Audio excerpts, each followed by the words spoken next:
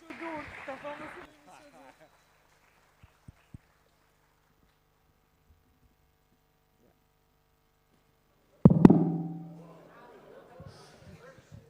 Good morning. Welcome to FOSS4G. Welcome to Prizren. Welcome to Kosovo.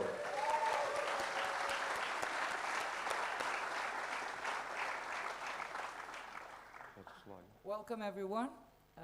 As expected, we're fashionably late, but we'll catch up, we promise.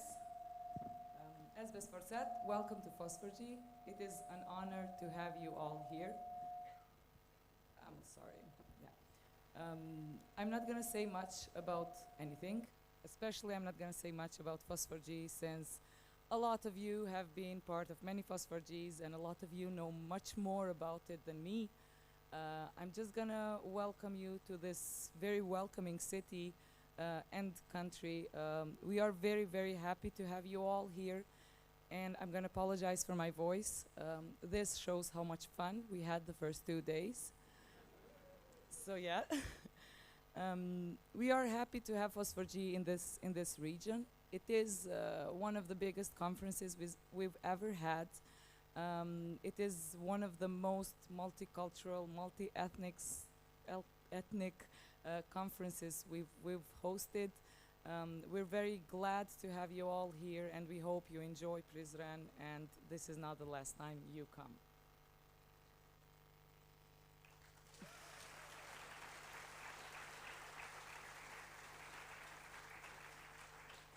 Before going into all of this and who's behind it, I want to go off plans and wish happy birthday to Besford.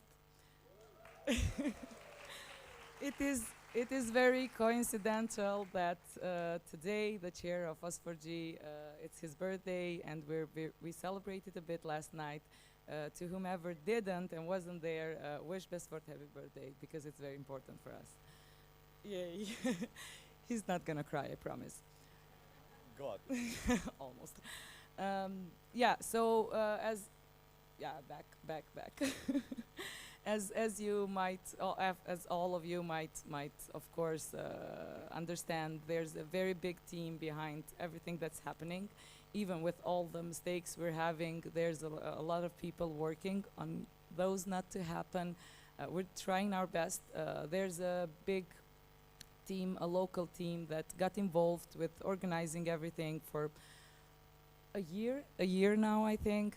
I'm presenting to you the smallest local, like the small part, just the local committee, which is not so local anymore, and a point for OSGeo group to think about renaming it. Our local committee is, yeah, these are the people. By now, I'm sure you met most of them. You maybe know the names. But a special thank would go to the not so local, but we made them local committee. So people that got involved in previous FOSS4Gs and brought all the knowledge and really helped us in organizing this, because at the beginning we didn't understand anything. Still not there.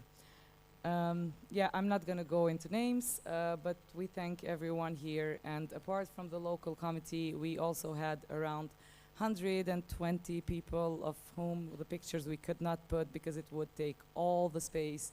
But that was the general track committee and the academic track committee, for whom we are very thankful for helping us in making the program of this year that we hope you're going to enjoy.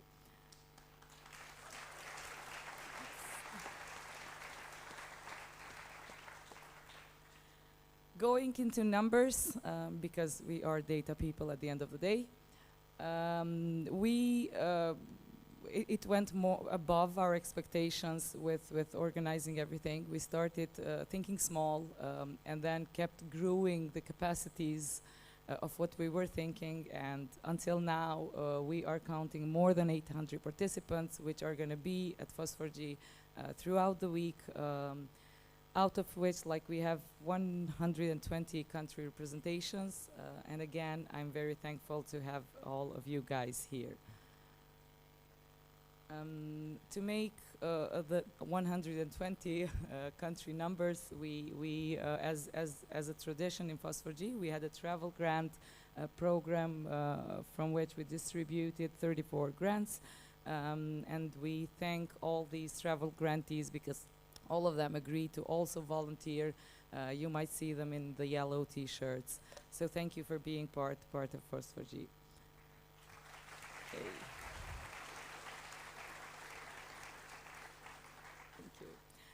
Not so traditional, but we've seen it happen before, and we really like the idea of having a studentship grants program for Kosovo, for the region. It was very important to have representation of students and young professionals in the conference and to give access to them. Therefore, we've also granted 34 studentship grants, and we have a lot of students here which are volunteering at the same time, again in the yellow t-shirts. So yeah, just thank you again.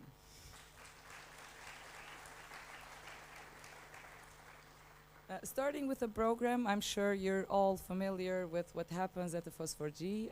We started on Monday. We've been enjoying everything. Again, you can hear it in my voice.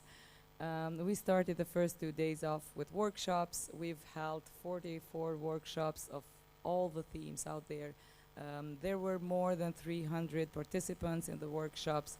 Everything went almost perfect with the small technicalities, but we're very glad to have hosted all those workshops, and we thank the authors and the tutors and the participants for that. And then onto the main part of the conference, the tracks of the conference, all the talks. From the general track this year, we had above 300 applications, and the program for now includes 274 plus minus 2-3, which are going to start from today and last until the end of the day on Friday. You have the full program, of course, in the website and in the conference application, of which please make use of. And last of the program, but not least, the most important, the academic track. We are very proud to have had a very successful academic track this year. We got around 60 applications, of which 36 of them were accepted, and they have been published already in the ISPRS archives. So you can find the papers already, get to know more about the content, and then starting from tomorrow you can see these talks. And on to next, you go.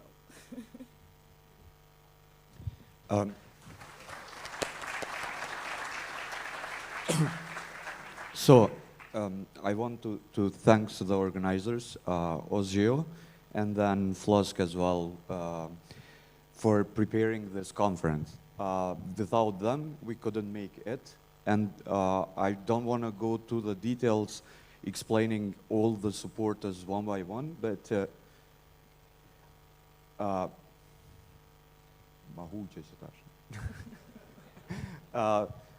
I want to thank partners, especially the Ministry of Economy, that we will have opening ceremony today from the minister as well.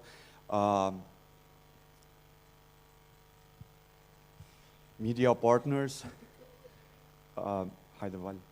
community partners, local partners, sponsors as well. They are really important for us. Diamond sponsor, platinum sponsors, gold sponsors, silver sponsors, bronze sponsors, supporting sponsors.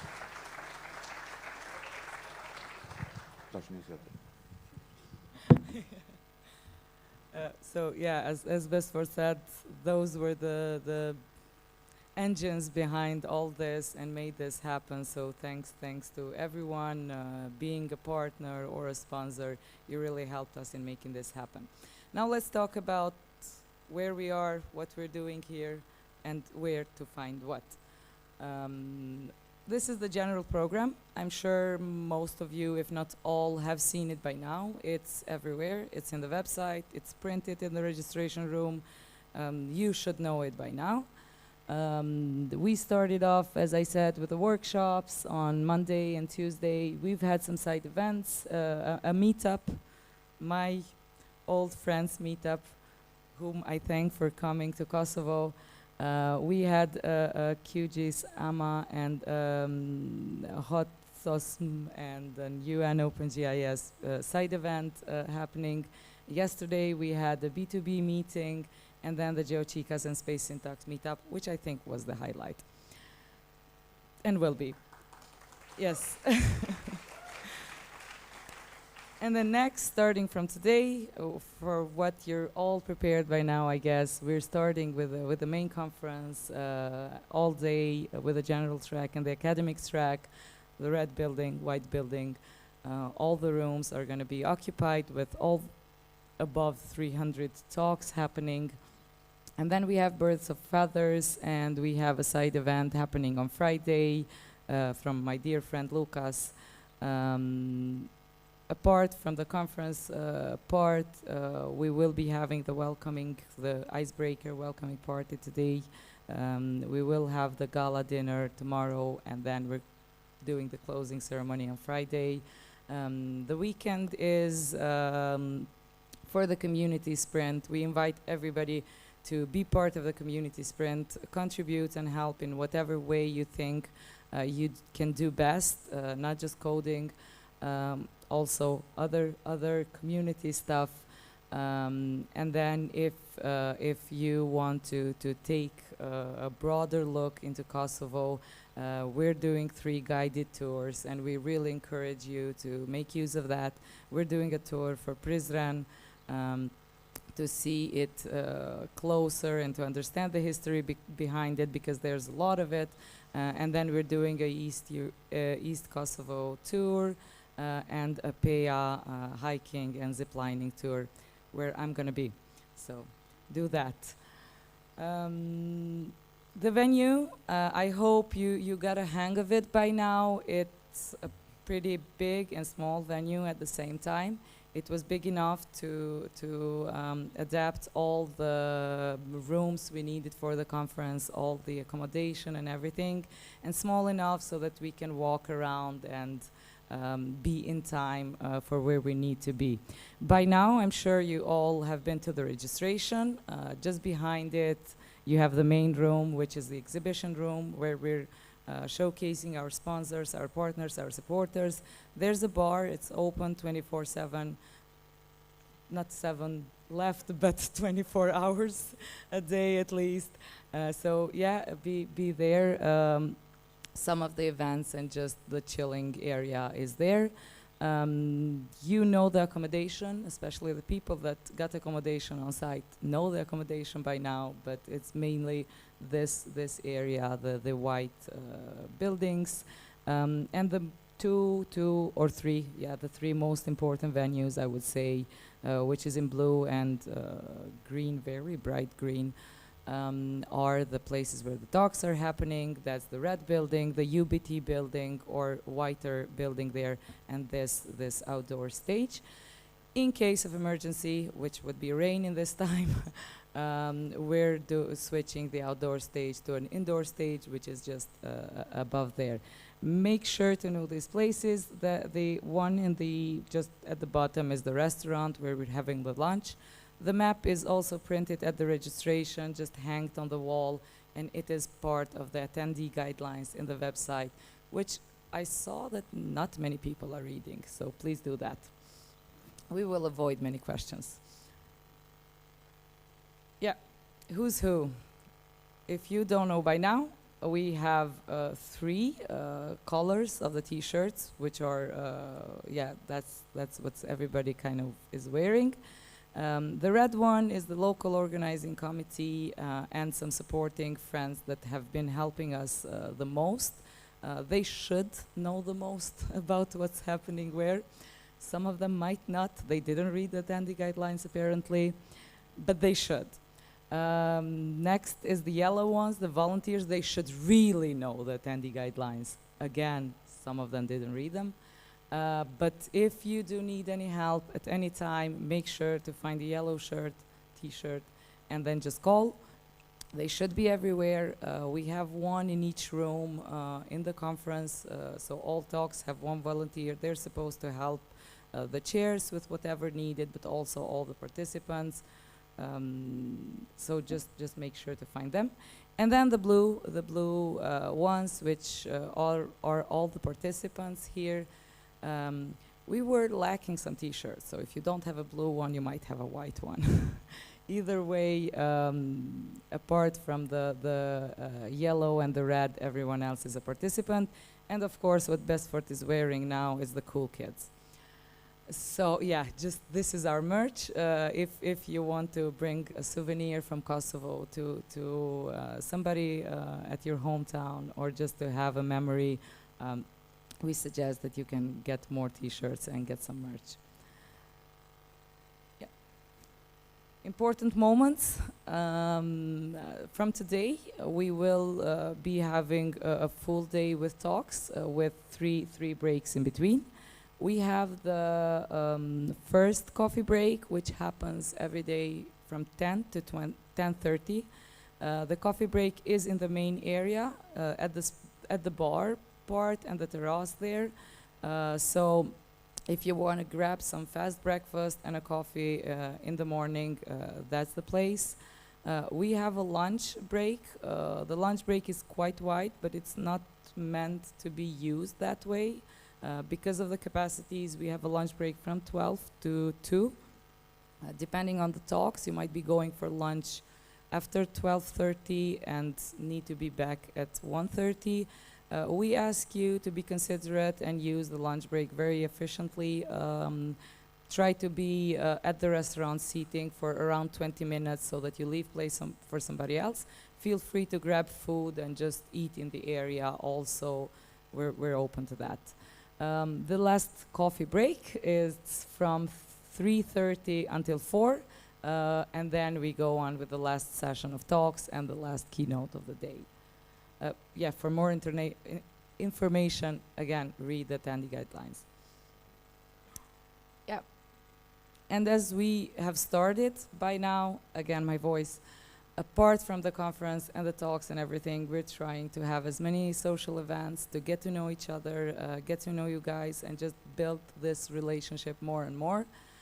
So we're doing quite some side events, which are traditional for the FOSS4G. So as we said, and all you guys know, today starting from 6, so immediately after the keynote stops here, we go for the icebreaker at the main building. We have a gala dinner tomorrow evening that's starting at 7 with a concert which is happening here in the outdoor stage, and then once around 10, because of the noise outside, we're expected to go at the bar and continue with the partying. And the last social event organized is the closing event, which also starts at 6 on Friday, immediately after the last keynote finishes. Welcome to FOSS4G.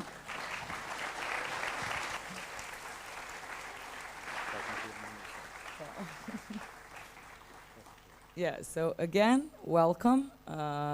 Make sure to get to know each other. Make sure to know the local people here. We hope to get to know all of you. I've met a lot of you at registration these 2 days. I'm gonna make sure to try to know everybody's name by the end. So let's do that as a challenge. And we thank you all for everything. Next, as Bestfort mentioned, we have a partner which we thank dearly, and that's the Ministry of Economy, in which case I will invite the Minister herself to welcome you all to the conference. Artani Rizvanoli.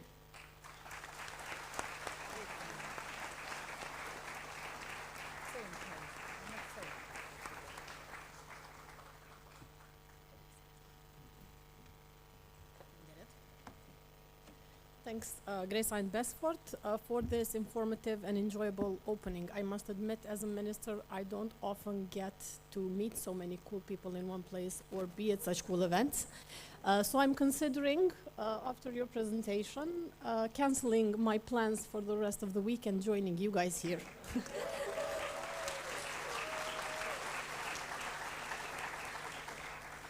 And not only because you have a 24-hour bar.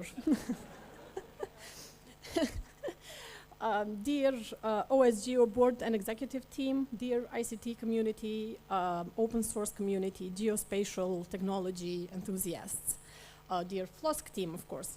It's a great pleasure to welcome you to Kosovo, and even more so to see so many of you in such a great event, the largest in the world for geospatial technologies and for open source software, in our innovation and training park in Prizren. Among the discussions here and what open source geospatial technology aims for in general, I can find many similarities with what we as a government stand for and work for every day. Accessibility and equity, transparency and openness, and collaboration and active participation. These aims should and must be a critical point in developing each of the sectors we lead to ensure we foster innovation and sustainable development. This is the first time I participate in an open source or geospatial technology conference, and as you can guess, I'm no expert in the field.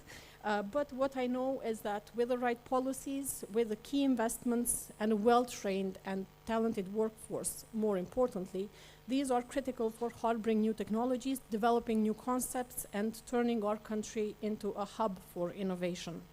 Digitalization is one of the main pillars of our government's plan. We are committed to digitalizing government services, increasing the efficiency and transparency of public administration, and digitalizing all areas of life, including, importantly, education and our economy for the future. We have extended broadband internet to 100% of our country's territory last year, and with 99% of the population having used the internet in 2021, we are among the top 6 countries in Europe and far from the region. I'm very happy that Kosovo is the host of this conference this year, not only because our youth get to follow up close with the discussions and gain new knowledge and skills, but because of the very mix of local and international companies and partners that I can see in the audience. This also means that I get a chance to show off our country and our sector to you. Kosovo has over 1,500 ICT companies, and more than half of them export their services mainly to the US and EU. Exports of ICT services have increased by 113% only in 2022 compared to the year before. And this comes by no surprise. According to Tech Emerging Europe Advocates 2023 Future of IT report, Kosovo ranks number 11 in Emerging Europe in IT Competitiveness Index and number 1 in the Western Balkans. Also, it ranks number 2 in Emerging Europe in IT infrastructure and number 1 in number of ICT students per 100,000 of population. I'll add that in IT and communication fields, women make up for over 50% of the students, and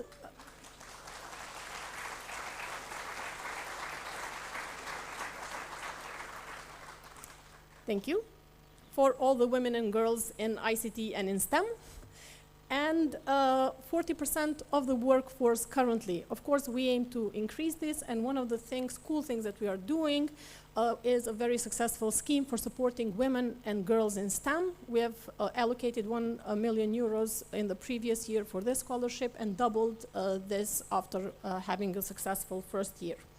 Beyond all the information I've shared, the policies we create, and amazing work that our private sector and youth do, this week a few hundred of you will be following 80 workshops and 200 presentation panels and exhibitions from various organizations and companies that contribute impressively to the development of geospatial technologies. And I hope that most of you will find something in the program or while networking that sparks your interest for your next big project, for upcoming plans, and that will bring you back to Kosovo. Kosovo has become a nearshoring destination in Europe with attractive conditions from private investors and, most importantly, talented, dynamic, multilingual, and young workforce as the most critical advantage. We hope, and we are already seeing, that Kosovo is becoming increasingly an attractive destination for doing business with our technical advantages and investment opportunities.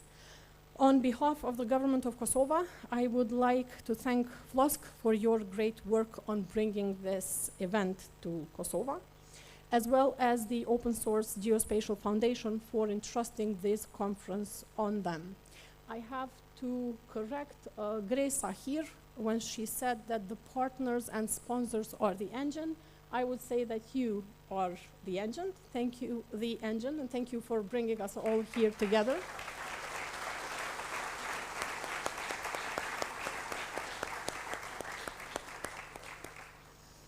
The Ministry of Economy and Ministry of Environment, Spatial Planning and Infrastructure are happy and proud, honored to have been able to join over 50 partners and sponsors that are supporting this conference, with around 700 participants, I understand, from six continents and over 100 countries are here over this week. Not here all today, probably.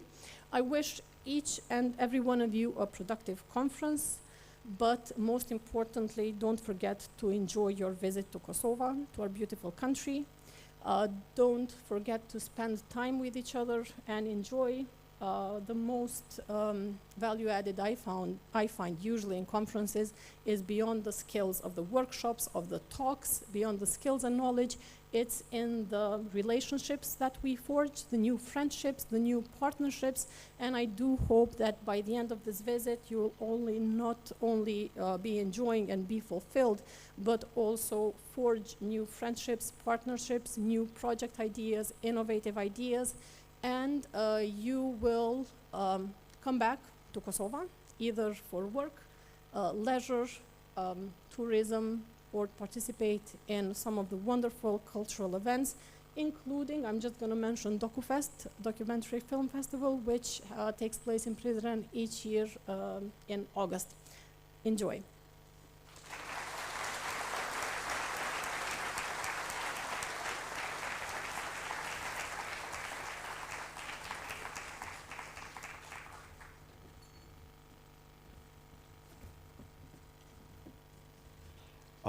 Thank you.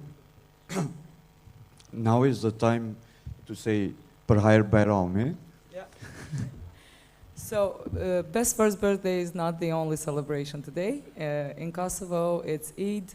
So happy Eid to all the Muslim community here, everybody that's celebrating at home, whom we're missing. Happy Eid to everyone. And we'll make sure to let you know what that means for Kosovo by serving some baklava at some time today.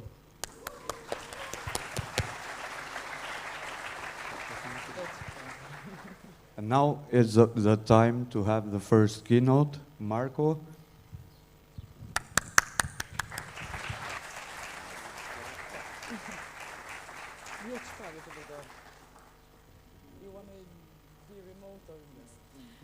Welcome everyone. We start off with the first keynote and see you guys around. Bye for now. Thank you. Thank you very much.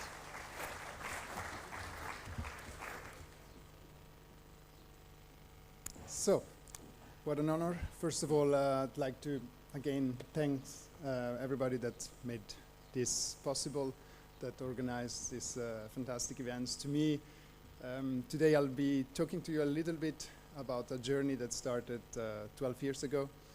And back then, I never thought that eventually I'll land here and talk to you about this.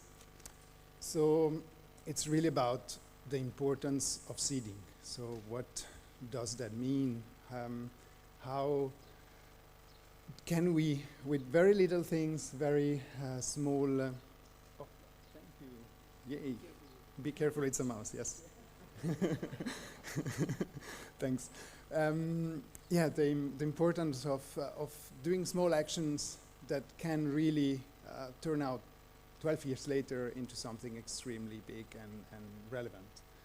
I wonder if somebody here knows what the biggest tree in the world is. And when I mean big, I mean by volume. And how big is it? Anybody has an idea? Is a sequoia, yes. There is a very special sequoia called the General Sherman, which incidentally is also the name of the founder of the QGIS project. But this tree has the volume of about 10,000 bathtubs. So if you would take this tree and bring it down to the size of its seedling, you would cover a soccer field by about 3 centimeters. It's a huge tree, and in the beginning it was just a little thingy. And that's what I want to talk to you about today. Back in 2011, I was a student trying to finishing my master's in geoinformatics, and I had 3 missing credits. You know, I could have taken just any course and do whatever students do to get through their university time. And I thought, yes, I can do that, but I could also try to be a little bit creative and do something that really is something that I'm passionate about. And fortunately, my university was very good in fostering this kind of creativity thinking. So they were pushing me to try to find solutions. They were allowing me actually to try to find solutions. And this is the first message that I would like to give to people here today, is that if you are in academia or in industry, you need to try to push for creative thinking. There is a lot of know-how out there that can be harnessed if you give people the possibility to do that. Don't block people into schemes that are too tight and too limiting. You need to let people fly. You need to let them go, and that's how things can turn into really, really interesting. My mentors back then allowed me to work on an open source project. And a couple of years earlier, I had started using QGIS, so we're talking QGIS 0.6, so very, very early QGIS. And I thought, well, looks like these mobile devices are gonna become rather interesting in the future, rather important, and why not take QGIS and make it run on Android? Sorry, make it run on Android. That was my kind of idea. And my mentors were like, yeah, go for it. Yeah, that's a great idea. And you should do that when you're in academia. Your students are an immense resource. They have time, because you're a student. Usually they can have a lot of motivation if you put them in the right spot to use that motivation. So you're harnessing here again a lot of possibilities from students. And if you even support them, that's even better. So for people here in academia, really do that a lot. And open source is absolutely well suited for that. It is how science should be. It should be open. It should be pushing boundaries forward. When you're doing something in open source, you're actually making it repeatable. You're making it available for many other people. So you're actually multiplying the effort of that student into something much, much bigger. Then I was lucky enough to get a scholarship by Google in the form of a Google Summer of Code project. And this is my next message to the industry. These kind of things are extremely important because, yes, students have time and motivation and everything, but if you also can start making a living, and as a student you're usually very tight on money, so if you can start doing that, you're allowing a whole bunch of young professionals to start believing in what they're doing and ending up creating companies, making amazing products, and really encouraging the kind of development. So do invest in open source. Open source is not just free labor. Open source has a big component of people investing in it, and companies should really realize that without also an economic part behind open source projects, it's really hard to make those projects become bigger and bigger. And when your company relies on an open source tool, really consider that there are people behind working for it, there are people behind maintaining infrastructure, there are people behind working on the code quality, reviews. There's so much happening in the behind of a project that you don't see, that really can be helped with support. The next thing that I thought was needed when Qfield, or back then it was still QGIS for Android, was that I didn't want to do it by myself. I had my mentors, which some are here in the audience. They were helping me. But I also wanted to see that my project wasn't a one-man show. I wanted to create something that would then turn into a community, that would turn into a project that grows.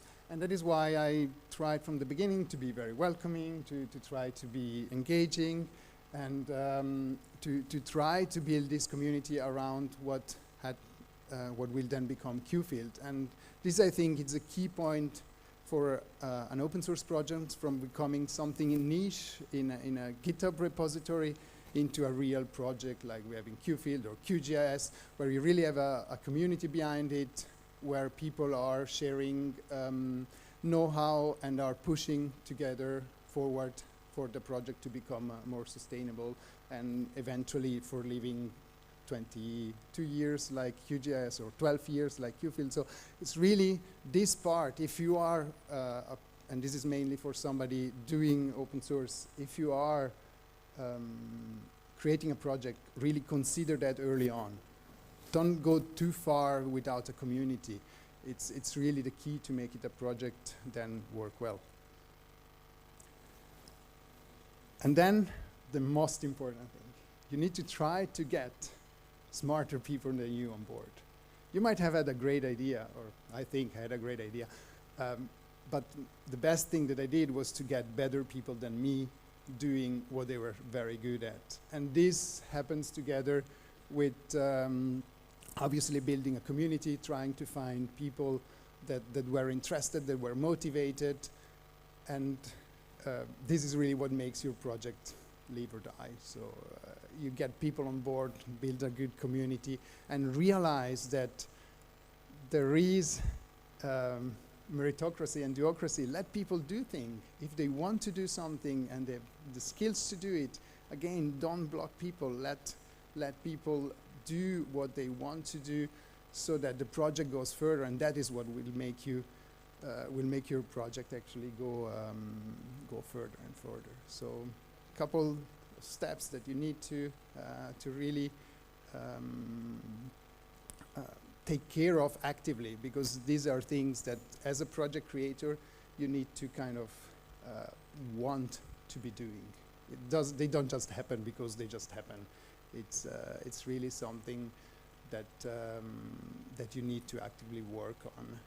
If not, your project will always stay as a small little project. I'm not saying that it's bad, but I'm saying that if you want to have a project to grow, then you probably would have to do some of these things, so that your project goes better. At a certain point, your project will be bigger and more recognized, and you might want to make it either a bit more known, or you want to tap into a larger audience. And here is where you want to start, or you want to continue or do more engagement with umbrella organizations.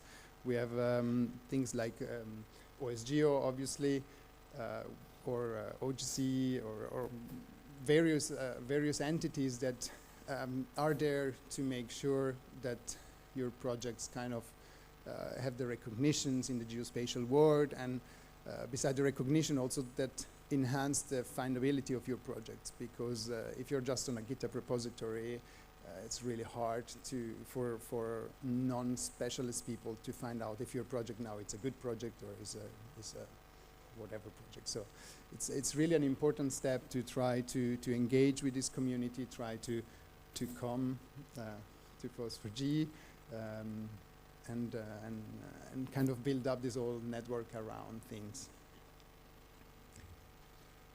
And then, yes, the hardest part. And that is, I think, the part where most people fail because they don't like it. People don't like talking about what I mentioned before, that OSG, open source is not free labor. Finding sponsors, it's a very important part. And it's the more transparent you are about why do we need sponsors? Why does QGIS need a budget? Well, because we are doing 16 million openings of QGIS per month. QField, we are doing 250,000 active users per month. So these are kind of numbers that you cannot just, I cannot just manage those in my, sorry, in my office by myself without a team that is dedicated to it. So there is work behind such successful projects, and this is something that a project can be proud of. If you get to that point, it's because you did something good.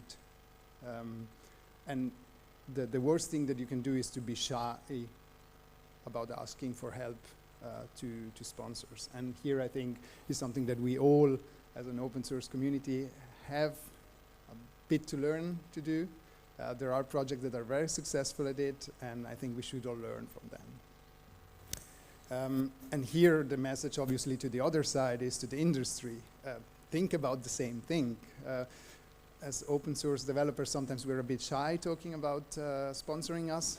But when you come to us and tell us, oh, we want to sponsor you, that's really neat. We really like that. And you help us a lot breaking down those barriers. But that's really something that you need to consider if your company or if your entity is relying on open source. You need to consider what happens if the project just doesn't continue. Well, maybe I would have rather spent the money earlier on to help the project flourish.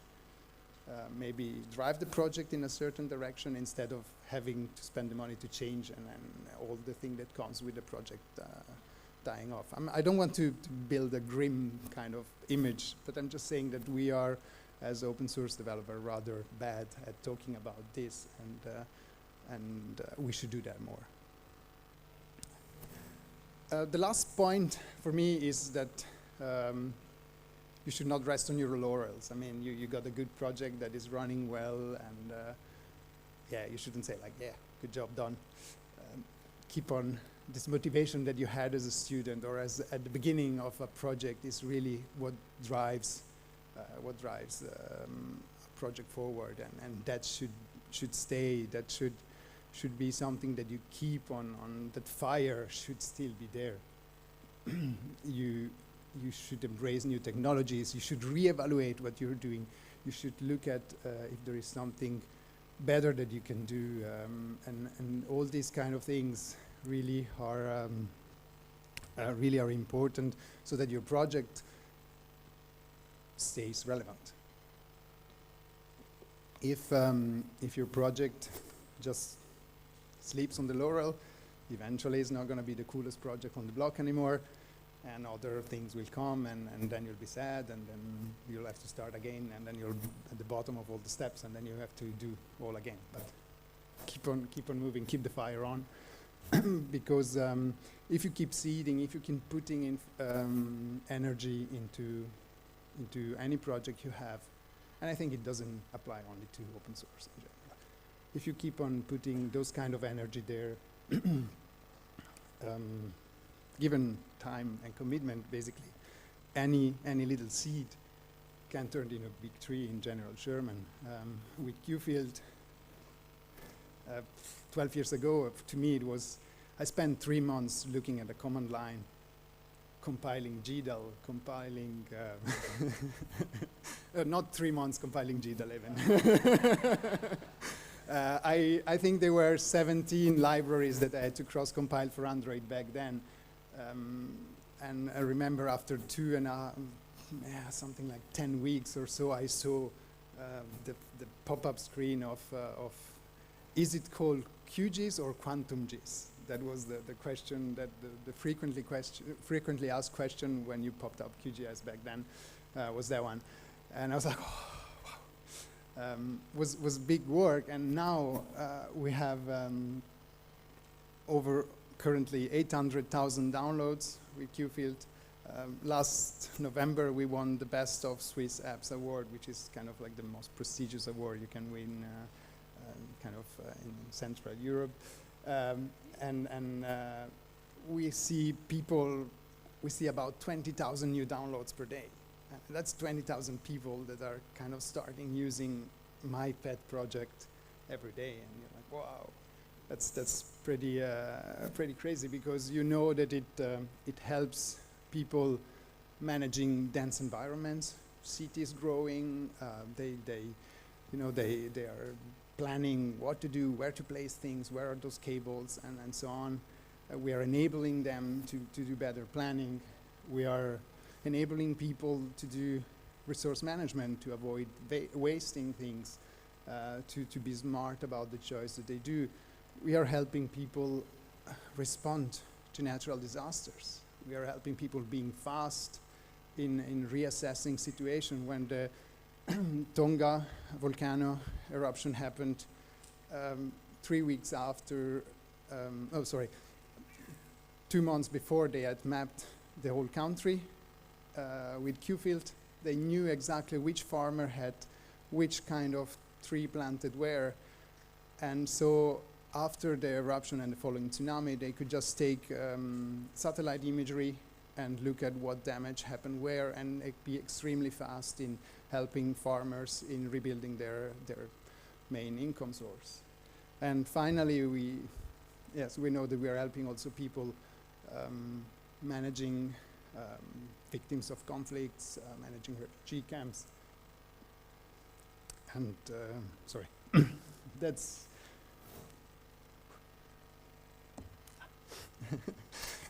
yeah.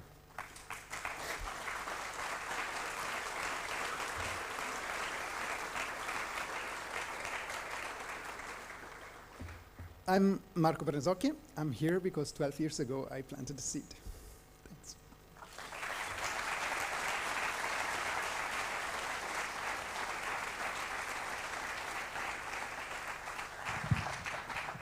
Thank you, Marco. We don't have time to do the question sessions, but we have time for a coffee, and then we can talk with Marco.